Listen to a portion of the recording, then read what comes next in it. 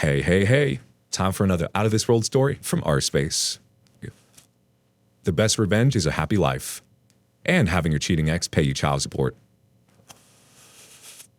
Grab a cup of coffee or tea because this is a long story. I apologize, but hope it's worth your time to read. My revenge began with discovering my wife's infidelity. Let's call her Carrie. After 14 years of marriage and 3 kids, I saw a text appear on her work phone for just a few seconds that would forever change my life. It was a message that was sexually graphic and had no business being on anyone's work phone. It was on a lock screen and the sender's name was visible. Let's call him Perry. Background. I married Carrie when I was 25 and she was 22. I was teaching high school at the time and she was an RN. After having her first child, Carrie became a stay-at-home mom. Money was tight, so I took on an admin role in my department and coached 2 sports for the stipends. We made it, and after a few annual pay raises, I stopped coaching and took advantage of a program to earn an administrative credential. Once I made the jump to administration, our last child was ready for preschool, and Carrie decided she wanted to go back to work. Nursing jobs are always available, but they're not always the best positions. Carrie pretty much had to start back at the bottom, working alongside nurses that were a lot younger than she was, and could work back-to-back double shifts that took a toll in Carrie. When she asked her supervisor about other positions, she was told that without a BSN, she wasn't going to move up. At the time, Carrie only had a 2-year ADN. I told her that between preschool, after-school rec, and my retired mother, who was always willing to pick up the kids from school and watch them, I'd support her getting her BSN. It took her 3 years, but eventually she had her BSN and was promoted to a better position at the hospital. Things were good for a while. We had plenty of money, so finally moved into our own McMansion, bought new cars, etc. I moved from school admin to the district admin, so I had more time to spend with Carrie and the kids. She was working a more predictable schedule, and even with my often long hours at work, this change allowed us to finally take vacations to all the places we put on a list during our honeymoon. She kept that list in our wedding album. At some point, years later, I noticed she's carrying 2 phones with her. When I asked her about it, she said it was a phone provided by the hospital. I didn't question her explanation because my district had also given me the option of a phone or a phone stipend, which I took instead. Again, months went by and I thought we were a happy, perfect family. I charged my phone in our den while she charged her phones in our guest bedroom that doubled as a computer room so we could keep tabs on the kids while they surfed the web. I was updating software on the computer when I saw a light around her work phone.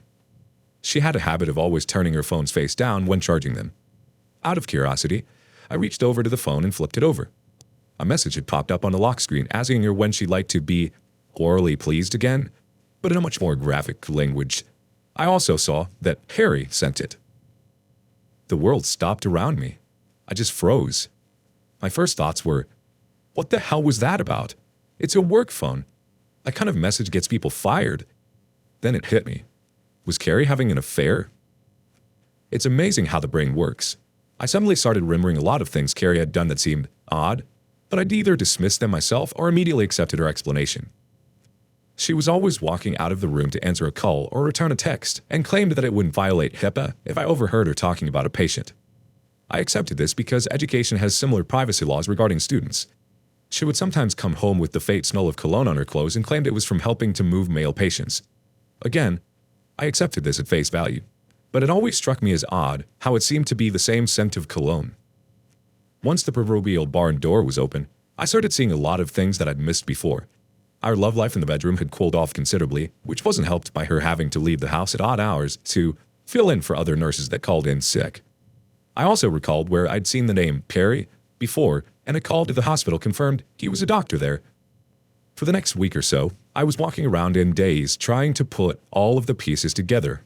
One of our kids had left a book in Carrie's car, so it was an excuse to visit the hospital. Carrie had told me personal visits were frowned upon. My kid went up to get Carrie's car key.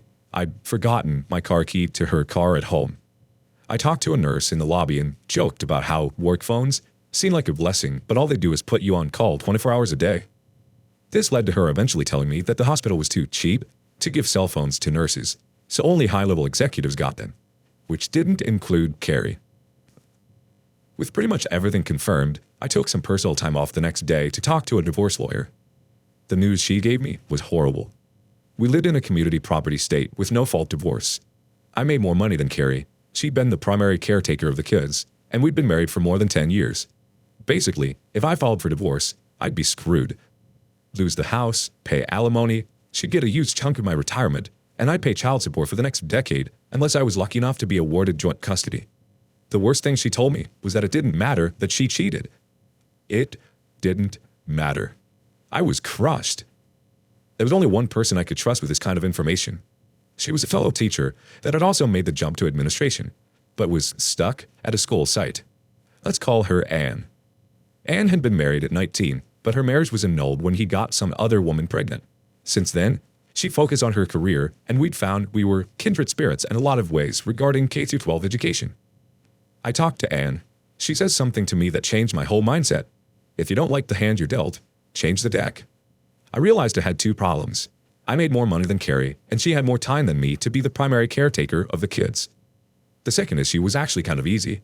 At every district office, there are jobs that are fast tracks to higher positions, and there are jobs that administrators suffer through, like mess or KP duty in the military. One of these dead-end regulatory positions was open again. Ambitious administrators leave after a couple of years when a better position opens up. I sat down with our district superintendent and asked about being transferred to that position. At first, he was shocked, but I told him that it was my time to take one for the team, and it would fill a hole in my admin experience. He agreed. It was really just crunching numbers with no personnel or student interaction, so I could set my schedule, even take a laptop home and work there.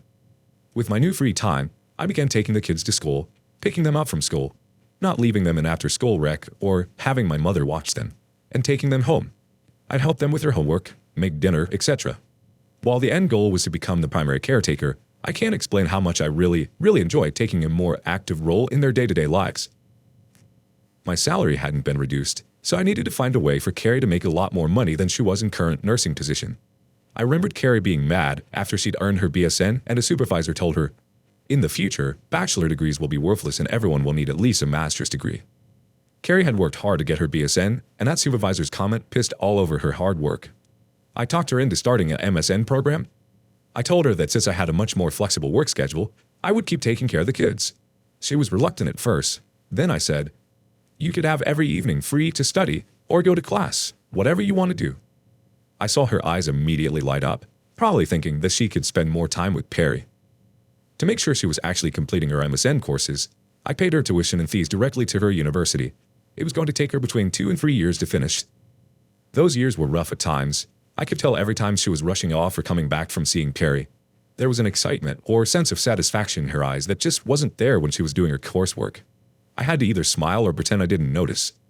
My temper got short at times, and I find myself in arguments over petty nonsense. A couple of times I almost blew the whole charade, having to bite my tongue and apologize rather than scream insults at her that she deserved.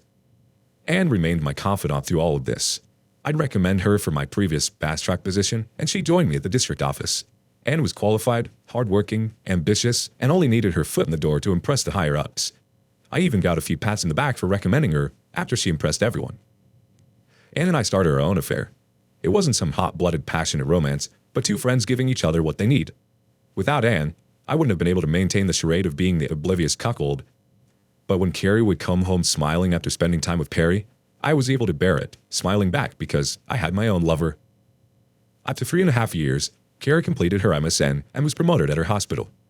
Her salary went up substantially and was now higher than mine. When the kids and I made her a congratulations dinner, I made a joke about her being the breadwinner for the family, and she laughed, joking back I should be a stay-at-home dad now. A month later, I went back to the lawyer, who didn't remember me at first, and told her the financial situation had drastically changed. With these new facts, she drafted the petition and filed it. When the kids were with my mother, I had Carrie served. The deputy knocked on her front door and I let him in, pointing at my wife. He asked her name and then handed her a copy of the divorce petition. With the deputy standing there, I told Carrie I knew all about her affair with Perry, but I didn't tell her how long I'd known. I told her to go be happy with her doctor lover. She screamed at me, tried to lie, and then made the mistake of rushing toward me. The deputy stopped her and warned her that women go to jail for domestic violence too now. He suggested she pack a bag and stay somewhere else. Carrie left after I promised not to tell the kids about her affair. I didn't tell the kids, but I told my mother, who told my sister, who told her kids, who told their cousins, my kids. It took a few days, but eventually the kids knew that Dad was divorcing Mom because she had a boyfriend. In the end, The court granted the divorce, giving me primary custody of our kids, because I was already their primary caretaker. I kept the house with the promise I'd refinance to buy out Carrie's half. She was ordered to pay child support, and I used that fact to negotiate with her to give up any rights to my retirement if I bought her out. I was able to refinance my home. It was the era when banks threw money at everyone to buy and refinance a mortgage, and with a little money borrowed from my parents, I bought out Carrie's community property interest in the home and in my retirement. The day she signed all the paperwork with my lawyer finally ending any possible financial obligations to her was the happiest I'd been. I felt like I could finally breathe. I celebrated with Anne, who'd been my rock through all of it. I'm not ashamed to say that through the years, I'd cried many times in her arms. Anne and I would eventually marry. She got promoted to a higher position, and I was convinced to take back my previous position at the district when my youngest child reached high school. Carrie and I got along well after the divorce. We took the kids to family therapy and worked out this co-parenting thing. For the first few months, she took a beating from the kids about why she needed a boyfriend when Daddy was there all along. Between the kids and the therapist raking her over the coals, I didn't have to say anything at all. Carrie missed a lot of time with the kids because of her now legitimately busy work schedule, and I actually felt bad that my kids were missing time with their mother, so encouraged them to talk to her on the phone instead. When Carrie found out that I'd proposed to Anne, she congratulated me. I told her it's okay for her to marry Perry, too. She got sad. She told me that Perry had started seeing another woman, a younger nurse at the hospital, because with her new position, she didn't have time for him, and when they did get together, she wasn't fun anymore. My ex-wife, the woman who cheated on me and destroyed our marriage, was looking to me for sympathy. I had none to give. What I had was years of anger and frustration, years of knowing some other man was sleeping with my wife. I'd lost weight from not being able to eat.